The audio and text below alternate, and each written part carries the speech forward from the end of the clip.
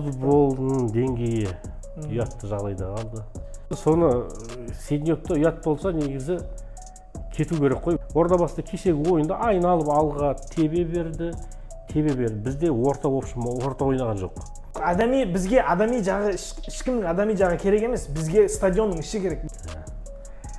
Бұл енді масқара, өте ұят Ордабасы командасына. Копа Америка и, конечно, Мбаппе. Саутгейт жұмыстан қуылды. Бірақ Испанияға жанкүйерлік еттім. Командаға зиян, в общем, пайдасыз ойыншы деп айтайыншы. Аргентинада Харри Кейн болғанда чемпион болмайтын еді деп айтты ғой, иә. Ассалаумағалейкум футбол сүйер қауым. Бүгін бізде Неге офсайд подкаст жаңа саны. Бүгін бізде қонақта Абитаев Марат мырза. Қош келдіңіз аға. Қош көрдік. Бүгін бізде 4 нәрсені талқылайтын боламыз. Біріншісі әрине Ордабасы туралы. Сіз формаңызды киіп келгеніңізден көрініп тұр. И екіншісі чемпионат Европа, Копа Америка и, конечно, Мбаппе. Алаға кешегі матчты көрдіңіз өзіңіз. Енді матчты үйден тамашалап, теледидар арқылы Ордабасы, Петрокоп Ордабасы. Иә. Былай сұрақ қойыңыз сізге, не жетіспеді бізге? Бізге тактикалық түрде тәжірибе жетіспеді деп ойлаймын мен. Өйткені алғашқы 15-20 минутты байқасаңыз, Ордабасы қысты, кәдімгідей қысымға алды. Мен енді Александр Сергейұлы 21-ші жылы келді ғой деймін бізге, Бізге енді ол кісіге ешқандай неміз жоқ, жаңағы өкпешілік, қапагершілігіміз жоқ, берді деп ойлаймын. Өйткені кубок алып берді және чемпиондыққа қол жеткіздік тарихымызда тұңғыш рет. Кешегі ойында байқасаңыз, Бауыржан Исламханды жоғарыға қойды да. Исламхан, жаңағы Яқшыбаев, Беседин үшеуін жоғарыға қойды. Негізі Исламханды кішкене артқа қою керек пе еді деп ойладым өзім. Артқа қойып, енді Исламханда кішкене мынау несі жақсы ғой. Ойынды ұйымдастырып қойып берер ме еді. Бұл енді масқара, өте ұят. Ордабасы командасына бүкіл жаңағы жағдайларды жасап жатыр. Қала әкімшілігі тарапынан ешқандай қысым болып жатқан жоқ. Екеуінің бюджетін есептегенде, наверное, 2 Петрокоп берсе керек Ордабасының бюджеті. Иә, өткен подкастта да айттым ғой мен. Бізде Ордабасының мысалы үшін 4 миллиард 300 миллион теңге жаңағы қаражат әкімшілік тарапынан бөлінген деді. Енді мынау білесіздер мінекей Отау компаниясы демеуші 1 миллиард теңгедей деп айтты. Енді ешқандай, бірақ нақты қолында ешқандай не жоқ. Бірақ сондай бюджеттермен жаңағы кішкентай Молдовия елінің алдында, молдовандардың алдында жалпы күлкіге қалдық. Ол тек қана Молдова емес, мынау Қазақстандың жаңағы футболдың деңгейі ұятты жағдайда қалды. Кеше мен статистиканы көрдім. Статистикада Ордабасы 90 минут ойнаған и бір удар створ бар. Ол удар створды айтайын ба? Ол қандай удар створ екен?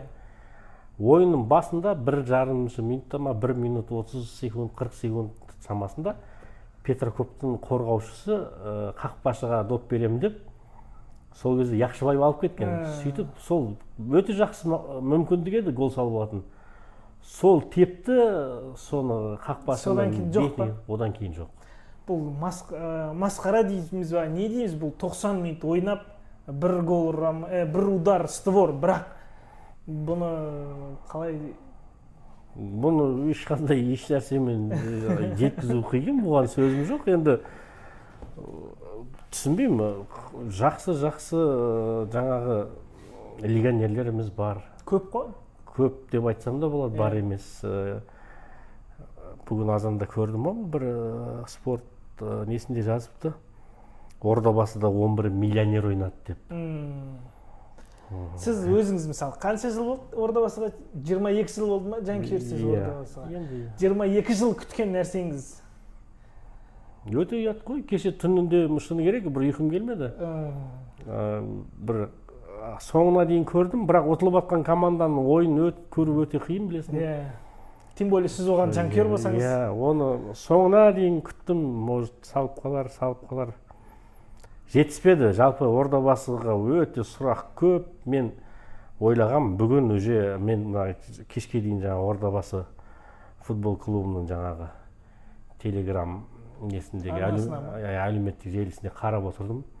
Сиднев командадан кетті деп жазатын шығар деп ойлағам. Жазбайды ғой. Әлі жазбады. Соны Сидневті ұят болса негізі кету керек қой. Өткенде де айтып еді, мен берерімді бердім, енді кетейін деп еді. Сол кезде шығарып салу керек пе еді. Жоқ, енді қазір КПЛ-да нормальный ойын көрсетіп отыр ғой. Бірінші орында тұр дегенде әлі кеткізбесе керек оны. Неге десеңіз, ол КПЛ-да нормальный ойын бірінші орында тұр. Енді бұның былтырғы жылғы чемпион болғаннан кейін автомат түрде жаңағы келісім шарты ұзарған деді, бірақ енді сол келісім шарттың ішінде бір нелер бар шығар, жаңағы бір өзінің бір пункттері бар шығар, осында Еврокубокте осындай жерге дейін жету керек деген сияқты. Мынау енді Петрокубтан ұтылып қалу деген масқара ғой. Мен Ордабасы командасының бапкеріне жалпы ешқандай нем жоқ, бірақ Европалық оқысының тәжірибесі жоқ деді, өзі де Еврокубоктерде ойнамаған екен, ешқандай командамен осындай енді кәрі құрлықтың негізгі додасы ғой бұл енді чемпиондар лигасы деген, ода ойнамаған. Ордабасының өзі 2014-15-тен бері қатысып келеді екен, чемпиондар жаңағы Лига Европада қатысып келген, екінші раундтан ары қарай асамаған. Бірінші раунд, екінші раундқа 2 мәртебе шыққан болды. Енді мынау биылғы жылғы Ордабасының көрсеткіші өте ұят. Әлеуметтік желіде байқаған боласың, бүгін кешке дейін үлкен бір жаңағы дау болып жатыр оны. Бірақ ешқандай не жоқ. Бағана баспасөзге берген бапкердің сөзін тыңдадым. Мен ешқандай ойыншыларға жаңағыдай претензия не имею деген сияқты сөздер айтқан. Енді значит, ойыншылар кінәлі болмаса, кім кінәлі? Енді қараң, кім кінәлі дегенде сіз айтып отырсыз, мен тренерге ешқандай претензиям жоқ деп отырсыз, дұрыс па? Жоқ, мен адами жағынан айтып отырмын. Жоқ, бізге адами жағы, ешкімнің адами жағы керек емес, бізге стадионның іші керек, бізге ойындағы нәрсе керек. Адами ол өзіне, ол бізге ештеңе қатысы жоқ. Просто стадионның ішіндегі нәрсе керек бізге. Поляда ойнап жатқан игроктарды, мысалы, сізге қолыңызға барлық продуктын әкеп тамақ істе десе, істей бересіз ғой, тамақ істей алсаңыз, істеп жүрген болсаңыз. Айттым ғой, Сиднев 21-ден бері қарай бізде тренер, сол себепті меніңше Сидневті ауыстыру керек. Ордабасы командасында бұл негізі бұл проблема осы жылдың басынан, маусымның басынан болды ғой.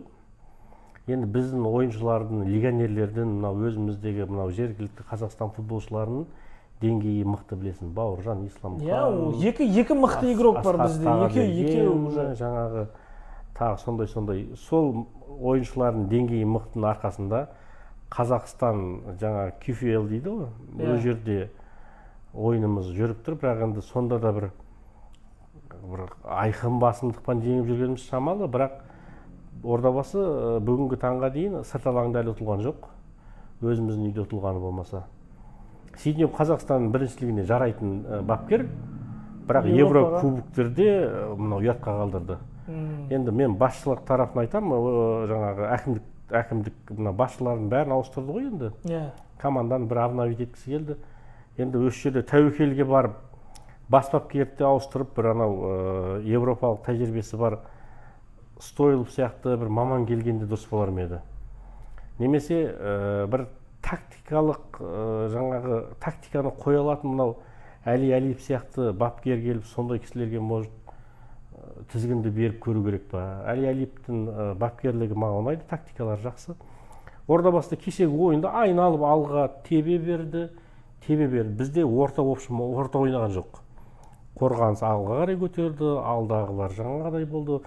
Мысалы Петрокуб дегенде бір енді қатырып бір мықты команда емес қой. кеше бір енді сондай жағдай болды, анау 16-ның сыртынан ұзақтан тепті, кіріп кетті. Енді оны қақпашы байқамай қалған шығар. Чемпиондар лигасын қаншама жыл күттік. Мінекей 180 минут ойнадық, 0 гол соқтық. Енді қазір бәлкім айтуы мүмкін, мына жерде екеуі отырып айтып жатыр деп. Ал мысалы сіз 22 жылдан бері күткен нәрсе просто бір гол ұрмай просто шығып кеткен нәрсе, бұл да ұят. Бұл білмеймін, енді сізге қалай сіз бұдан кейін Ордабасының ойынын көресіз ба? Рахмет Ордабасының формасын киіп келгеніңізге. Енді Ордабасының ойынын көреміз ғой, әрдайым қолдаймыз Ордабасыға. Сүйікті команда ғой, бірақ бұл екеуміздің ғана айтылып жатқан мәселе емес, ол бүкіл Қазақстан айтып жатыр. Бүгін кешке дейін не деген жаңағы сөздер, пікірлерді оқып шықтым. Мынау қай сайтқа кіріп қарасаңыз да Ордабасы жайлы жазған. Мен бүгін азанда жұмысқа кетіп бара жатқан едім, машинамдағы радионы қойып қойсам, ол жерде де айтып жатыр, Ордабасының Чемпиондар лигасынан шығып қалған. Бұл бір үлкен бір командадан ұтылып қалса айтар ек та, бір Динамо Киевтен ұтылып қалдық деп, болмаса жаңағы бір Шерифтен ұтылып қалдық деп, Шериф те емес та, бұл өте жаңағы кеше бізге де келді ғой, бәрі жас балдар, кешеге ана түрлеріне қарасаңыз кішкентай балдар бәрі ойнап жатыр. И қанша сағат айтар, жас балдарға бүйтіп ойнап жатсыңдар, ұтылып жатсыңдар деген нәрсе. Біз қанша жыл күткеніміз, мысалы, сізде басқаларда қанша жанкүйерлер бар, қанша Техас фанс, қанша қолдап жатыр бұларды. И білмеймін енді қандай не айту керек, не істеу керек. Бұл енді бұл Чемпиондар лигасы өте сәтсіз аяқталды. Алғашқы жаңағы Ордабасының алғашқы ойыны бір ауыл командасына ұтылды деп айта аламын. Өйткені жаңағы 12.000 тұрғыны бар деп айтты ма. Енді сол жерден кішкентай ғана ауыл ғой, енді 12.000 тұрғын деген біздің Мақтарал ғой, Қажымхан стадионына баратын адамдар ғой. Енді өте ұят Ордабасы командасы. Меніңше осы көп кешіктірмей бір дүйсенбі, сейсенбіге дейін жеткізбей бапкерді ауыстыратын шығар. Келген бапкер кім келсе де, мынау Қазақстан біріншілігінде мынандай құраммен бір емес, екі құрамы бар. Чемпион болмаса ұят. Иә, чемпион болмаса ұят. Енді Лига Европа қатыспаймыз. Жаңа конференция кубогіне бірақ түстік, оның екінші айналымында Люксембург бір командамен ойнайтын болыпты ғой. Енді содан ұтылып масқара болмасақ болды. Енді білмеймін, мен ешқандай сенім білдіре алмаймын бұдан кейін. Бірақ мен ойлаймын, Қазақстанда чемпион болуға уже керек олар. Соған енді мүмкін болса, может, мынау сыртқы нелердің бәрін жинастырып, жаңағы кубоктердің боларсы болды деп, ішкі біріншілікке көңіл бөлу керек. Негізі наоборот, бұл керісінше болу керек. Керісінше болу керек еді ғой. Ішкі нені қойып тұрып, сыртқа біз Европаға шығуымыз керек еді. Сол керек еді бізге. Чемпион болып болдық, енді бір Лига чемпионовқа шығу керек еді, мен енді осындай болып тұр. Ал аға, Ордабасының несіне айтарыңыз болса, на камераға қарап. Енді Ордабасы емес, мынау Шымкент әкімшілігі ғой, енді Ордабасыға қарайтын. Мынау бәлкім бізді тыңдар, бәлкім тыңдамас. Тыңдамас, енді бүкіл жанкүйерлердің атынан мен Ордабасын жанашыр ретінде мынау жейдесін арнайы киіп келіп отырмын. Өзі жалғыз сүйікті клубымыз. Енді мүмкіншілік болып жатса, команданың бас бапкерін ауыстыру керек. Командада жаңағы ресурсы дейді ме? Жаман емес, бәрі бар, жақсы ойыншылары да бар. Бірақ қойылған ойын жоқ Ордабасыда. Қазақстан біріншілігінде де үйтіп, әйтеуір жаңағы легионерлерден, өзіміздің асхаттардың мықтылығының арқасында ойындарды жеңіп жүрміз. Бірақ нақты қойылған ойын жоқ. Мынау бір Жетісулардың ойын қарасаңыз, нақты. Сол даудың басы Дайрабайдың сиыры дегендей ғой, енді сол жұрттың бәрі, бүкіл Шымкент, бүкіл Қазақстан, бүкіл жаңағы спорт журналистері Сиднепті жерден алып жерге салып жатыр. Мен өзім ойлап едім, бүгін кешке дейін ақпарат шығады деп жаңада айттым ғой. Сиднеп аут қой. Басқа не айтамыз? Енді ертең 20-сы күні конференция жоқ, кубок лиги деген болады. Бүгін 18-і ма?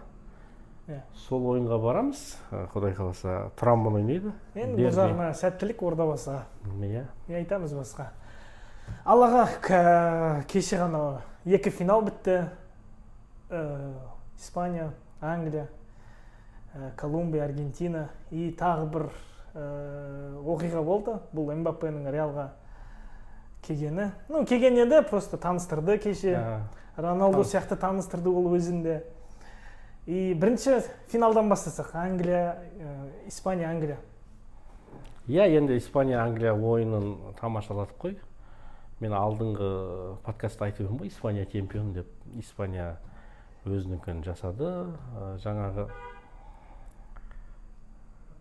Саутгейт жұмыстан болды.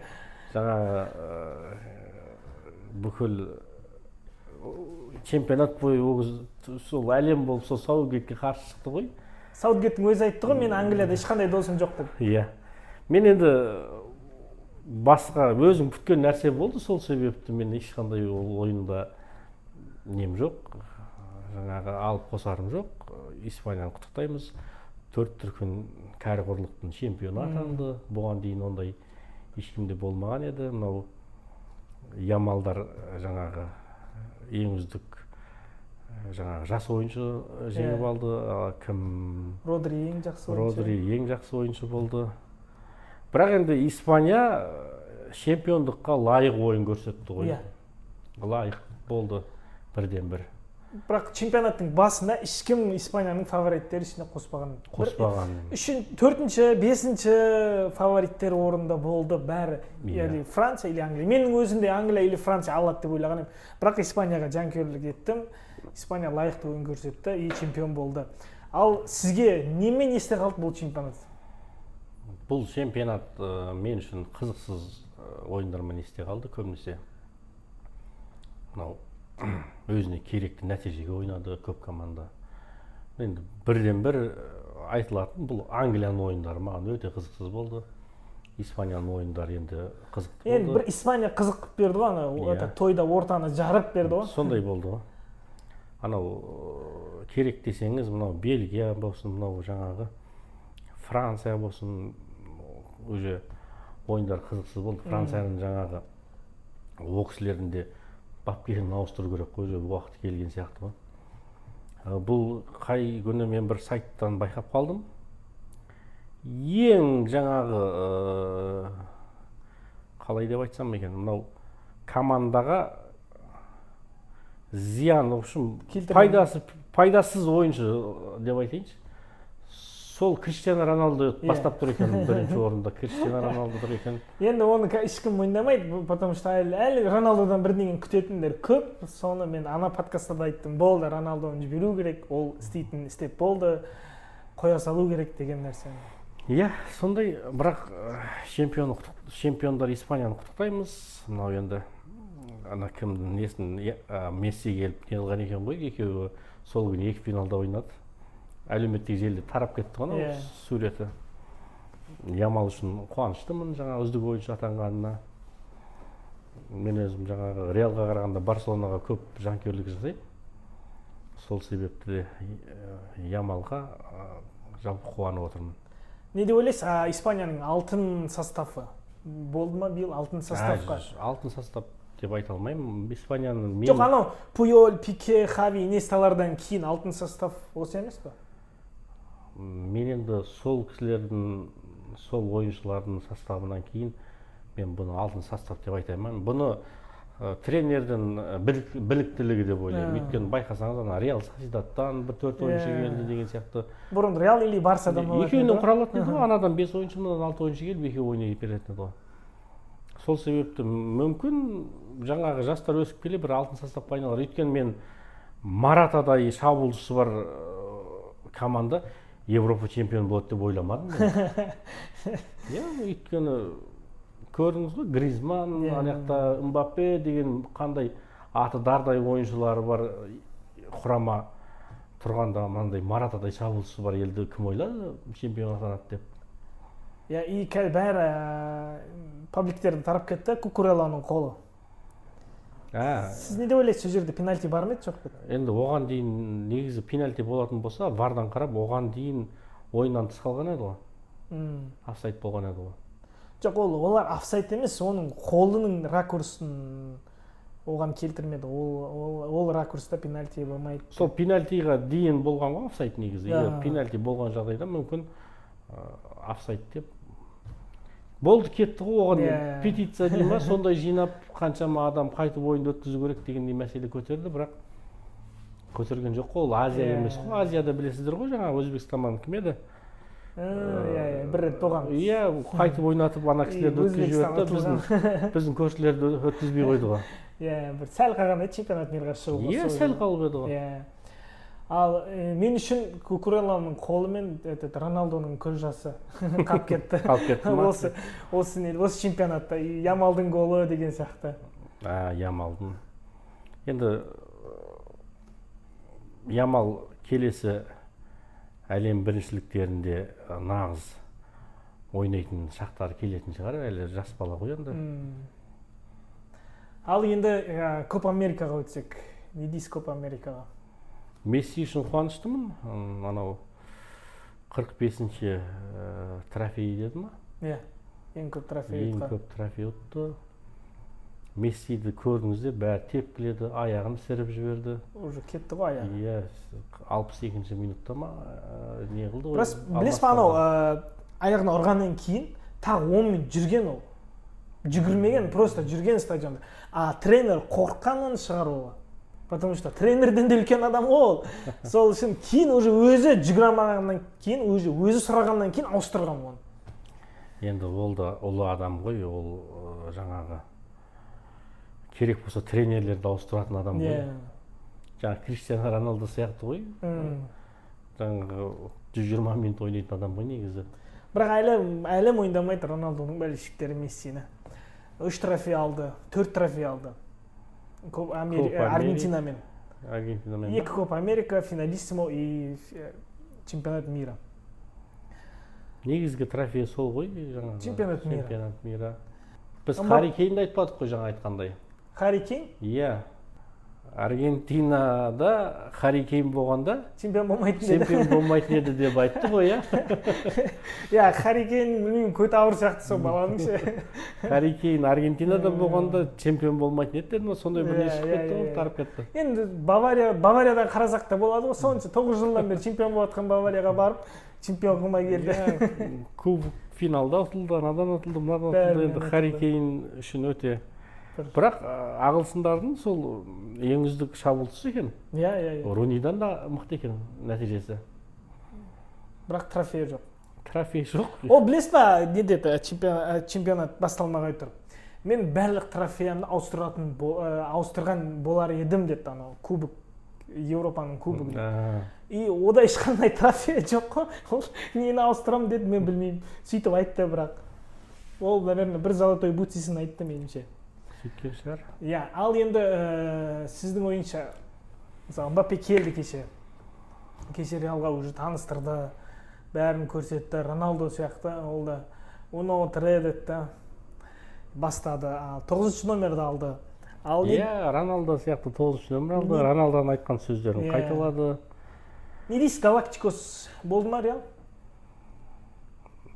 Тағы біреуді алады деп жатыр еді, кім еді? Дэвис емес па? Сол кесе болатын шығар енді. Қазірде мен ойлаймын, ондай емес па? Енді Реалға төтеп беретін команда қалмады деп ойлаймын мен. Мынау 80 мың жанкүйер Роналдоға жиналған екен.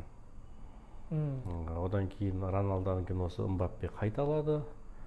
Одан кейін қанша, 65 мың ба Ибрагимовичке жиналған екен. Одан кейін Неймарға бір 60 мыңдай жиналған екен. Енді қарасаңыз, Реалдың құрамы деген енді не деген құрам ғой енді мынау. Ал ондай нәрсе болған ғой, алдында Галактикос болған, бірақ ойнай алмады ғой. Ол Галактикос. Бір Рональдиноның өзі бәрін тұтыратып жүре берді. Қазір мына жерде Галактикос болды. Галактикос есептесек те болады, почти барлық позицияда ең мықты игроктар Реалда жиналып отыр. Ал ол ойната ала ма оны Анчелотти? Бұл жерде егер Анчелоттидің өзі уақыты да жақындап қалған, егер ойната алмай ертең сәтсіздік болып жатса, Анчелоттиді орнынан қуып жібереді. Оның орнына бір бапкер келетін шығар, бірақ шабуылда қарасаңыз енді жерде Винисиустың орны дейміз ба? Иә, Винисиустың орнына ғой. Иә, екеуі. Оның меніңше неге ортаға қойса керек. Ортаға қойса керек. Анау кім Родриго ме еді? Иә.